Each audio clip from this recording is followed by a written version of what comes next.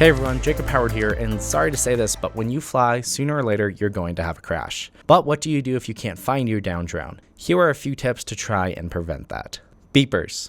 One of the best and most basic things to have on your drone is a beeper. Some, like the Emax Hawk Pro, come with a beeper on board. These onboard beepers can be programmed to beep when your battery is low. It can also be set up onto a switch on your transmitter so that if you landed in a field of tall grass or somewhere where you can't see the drone, you could activate the beeper to help find your drone. The only drawback to these onboard beepers is that the battery must remain connected for it to work, and in serious crashes, the battery can be disconnected. There are beepers you can get that come with their own little battery so that in the event that the flight battery gets ejected on a crash, the self-powered beeper will automatically start beeping.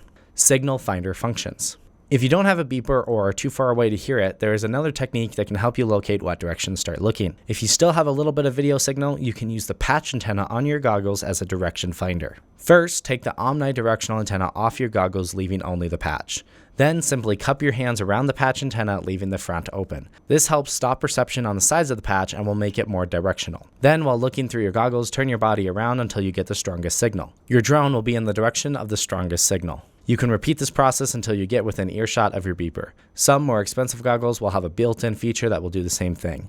They have a signal strength meter that will beep more rapidly when you're pointed in the right direction. DVR footage. When flying, it's always a good idea to use the digital video recorder on your goggles to record the flight footage. In the event of a crash where you can't find your drone, you can play back the footage to see exactly where you were flying and what direction you were flying in. This will help you give you an area to start searching in. Radio telemetry.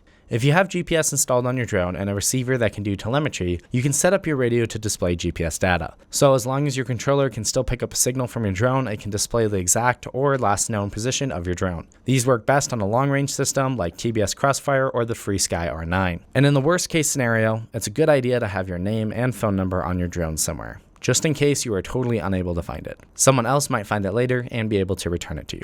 Losing a drone or not being able to recover it is one of the worst experiences of being an FPV pilot. It may not happen to you, but the more you fly, the higher that chance becomes, which is why it is a good idea to have these precautions and setups in place. If you guys have any questions, definitely let us know, and have fun flying.